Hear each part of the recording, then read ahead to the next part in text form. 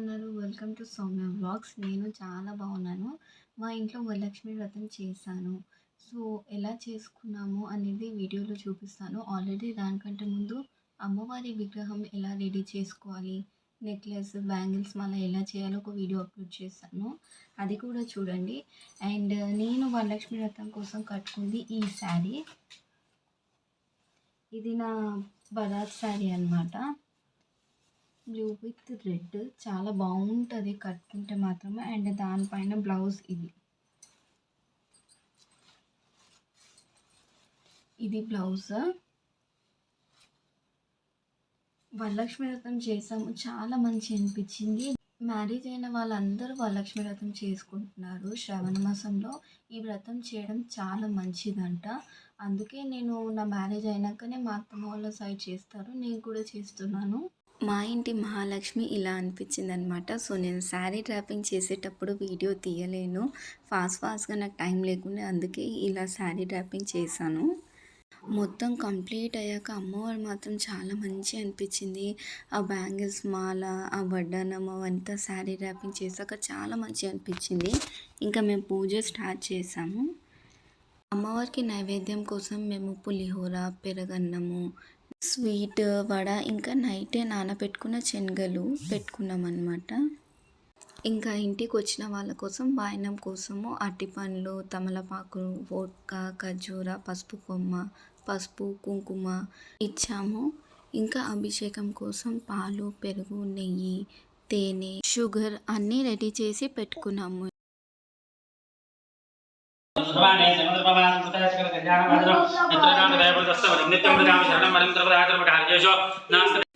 రివాంష్ Kannayya ready అయిపోయిండు పూజ కోసము. వాళ్ళ అక్కతోటి ఆడుకుంటున్నాడు మంచిగా.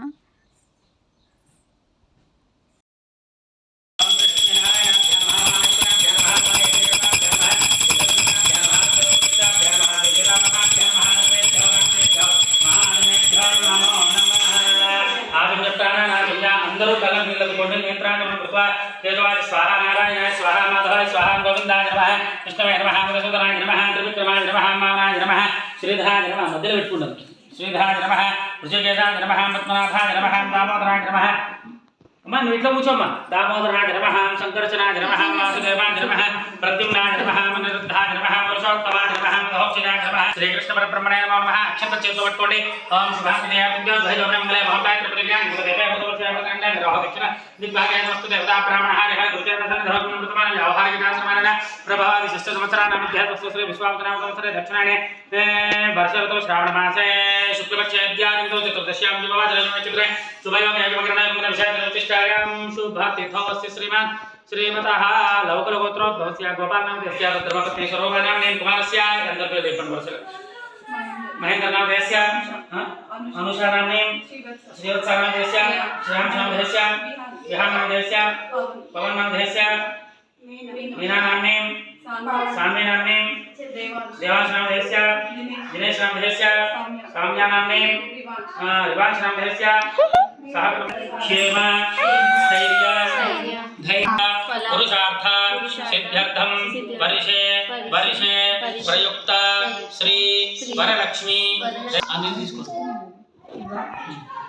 కింద ప్లేట్ వదిలేసి ప్లేట్ సపరేట్ కర్మకరిష్యే తదంగకలశార కంఠరుద్రసమాశ్రితః మూల తత్ర స్థితః బ్రహ్మాభ్యమాత్ర గణాస్మృతః కుక్షోదుశ్చాగ్రాజవే దుఃఖద్వేపావృంద్రహారవేదో మదదే ధర్మే విష్మా భూతాన్యమ ప్రాణవ ఆపపజవాపో నమాపమృతం ప్రోక్ష ఆత్మానంచ సంప్రోక్ష తదంగభ్యాన్నః అక్షతు చేతువర్తుంది. ఓం గణానాన్త్వా గణపతిం భవామహే కవిం కవీనామ భవశ్రవస్తవం జ్యేష్ఠాగం ప్రపణాం ప్రమణస్పద శృణ్వన్నో విభేతే దదాదనో.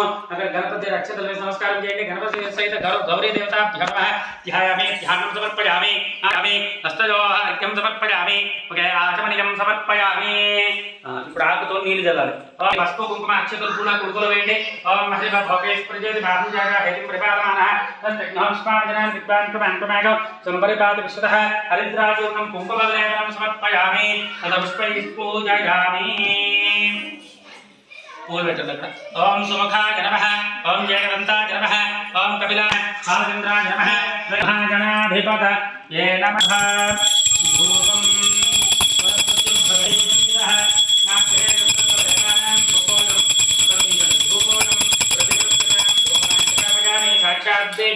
సందర్శయామి అక్కడ పెట్టేసేయండి. అక్షంతల దీపాలు దగ్గర దండం పెట్టుకోండి. సాధ్యం ప్రవృత్త సంయుక్తమైన ధ్వజం ప్రియం గ్రహారమంగళం దీపం త్రయోక్యం దివరామః భక్త్యా దీపం ప్రయచ్చామి. దీపాల దగ్గర భక్త్యా దీపం ప్రయచ్చామి. దేవాది పరమాత్మనే రాహిమాంగరకాద్ఘోర దివ్య జ్యోతిర్నమోస్తుతే ధూపమాగ్రహపయామి. సాక్షాత్ దీపం సందర్శయామి. 2 అరటిపళ్ళ కొబ్బరికాయలు ఎన్నున్నాయి?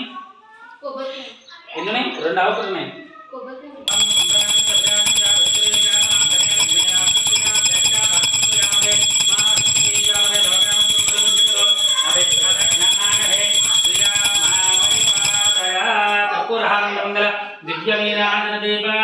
సందర్శయామి. నిరాజనానంతరం శుద్ధ ఆచమనీయం సమర్పయామి. నమస్కారోమి. కళ్ళ కట్టుకోండి. జై బలో గణేష్ మహారాజ్ కి జై. ఏకదంతాయ విద్మహే వక్రతుండాయ ధీమహి తన్నో దంతి ప్రచోదయాత్. 2 అక్షరాలు వేసి నమస్కారం చేయండి. ఇది ప్రార్థనాపూర్వక నమస్కారాన్ని సమర్పయామి. నమస్కారోమి.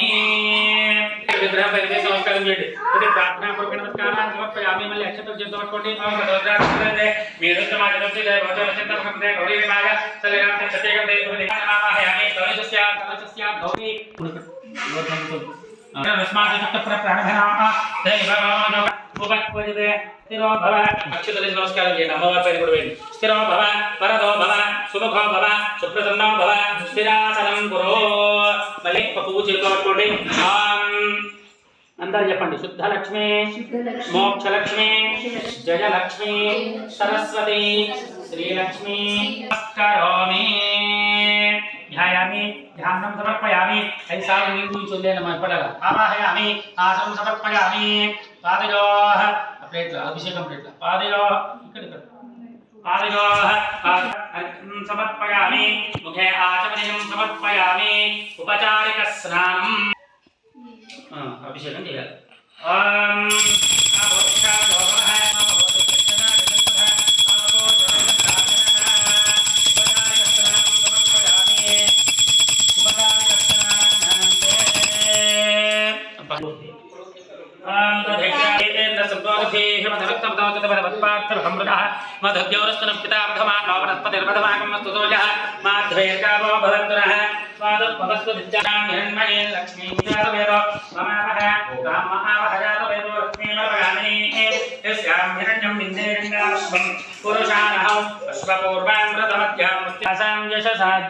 శ్రీయంలోకే దేవదృష్ట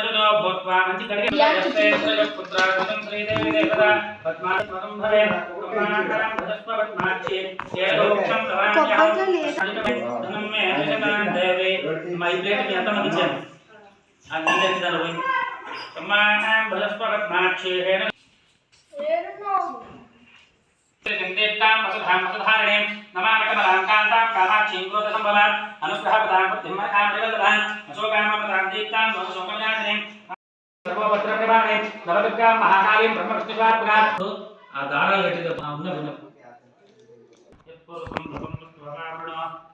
ఎక్కడ పెట్టింది?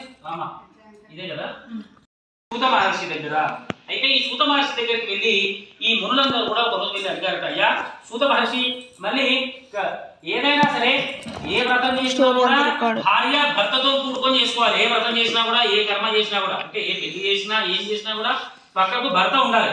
కానీ ఇటువంటి భర్త పక్కకు లేకుండా కూడా చేసుకునేటటువంటిది అంటే ఆడవాళ్లకు విశేషమైనటువంటి వ్రతం ఏదైనా వ్రతరాజం చెప్పిందిరా అని చెప్పి అడిగిందట.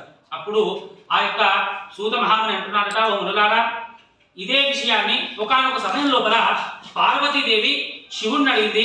అప్పుడు ఆ పరమేశ్వరుడు చెప్పినటువంటి వృత్తం ఆ యొక్క కైలాసగిరి పర్వతం పైన ఆ యొక్క పార్వతీ పరమేశ్వరుడు ఇద్దరు కూడా ప్రమదగణాన్ని అందరినీ కూడా చేరేసుకుని కొలువై ఉన్నారట. అయితే అటువంటి సమయం లోపల ఈ యొక్క పార్వతీదేవికి చిన్న అనుమానం వచ్చింది. ఆడవాళ్ళంటే అనుమానం కదా, అట్లా ఒక అనుమానం వచ్చింది. ఏంటిది?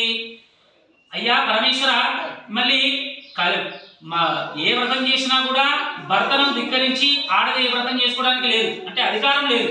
కానీ మళ్ళీ ఆడవాళ్ళకే విశేషించి, అంటే ఆడవాళ్ళు మాత్రమే చేసుకునేటటువంటి ఏదైనా వ్రతరాజం ఏదైనా ఉంటే చెప్పండి అంటే ఆయన అంటున్నాడట, ఓ పార్వతి, నీవు అడిగిన దానికి ఒక వ్రతరాజం ఉన్నదమ్మా, దాన్నే వరలక్ష్మి వ్రతం అని చెప్పి పిలుస్తారు.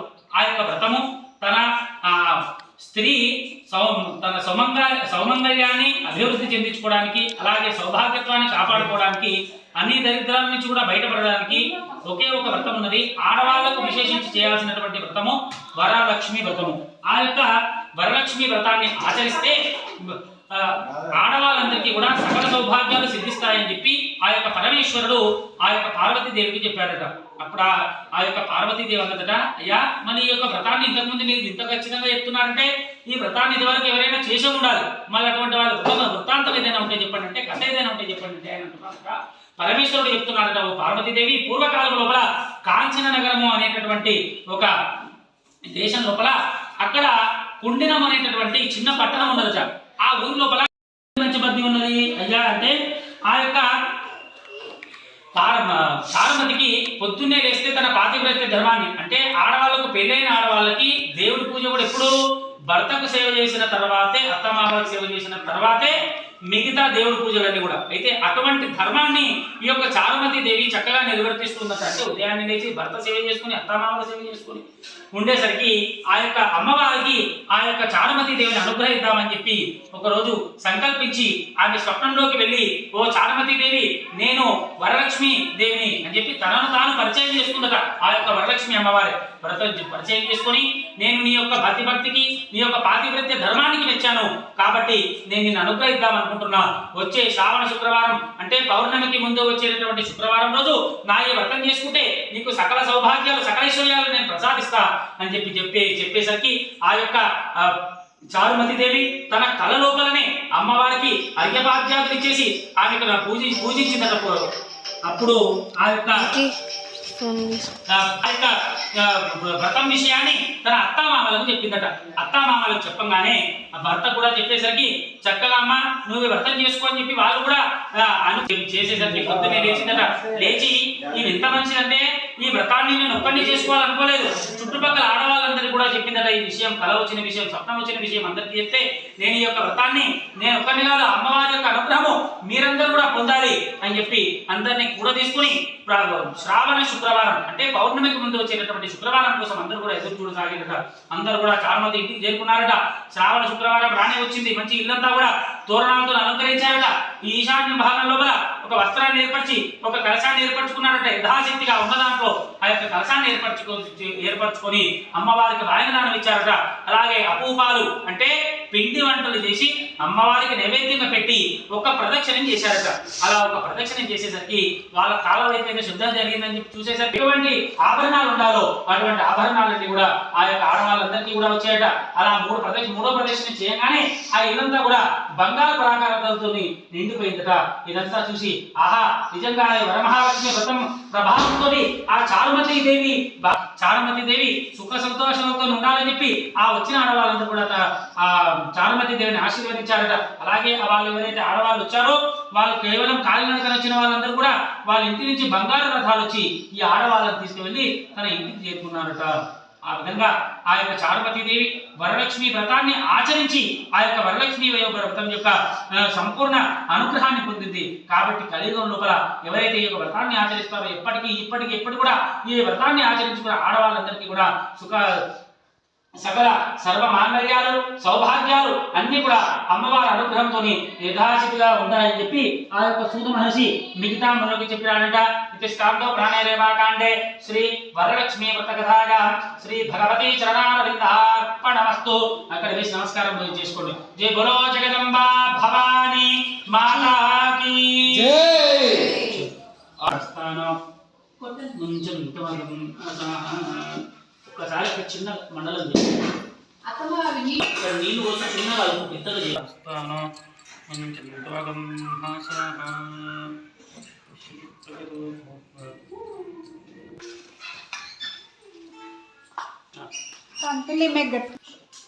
ఒకసారి అన్నిటిపైన చల్లమ్మ. ఓం సత్యం తవర్తేన పరిశించామి. ఓం శ్రీ వరలక్ష్మి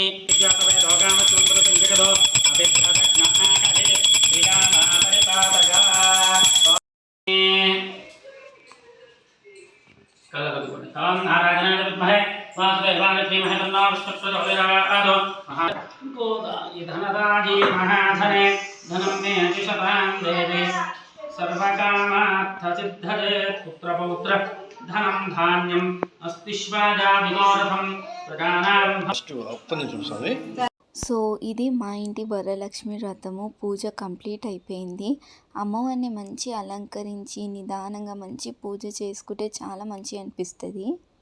అమ్మవారి దగ్గర అరిటాకులో ప్రసాదం పెట్టాము, అర్చన, అభిషేకము అంతా కంప్లీట్ అయింది. అండ్ అమ్మవారి స్టోరీ కూడా చాలా మంచి అనిపిస్తుంది అన్నమాట.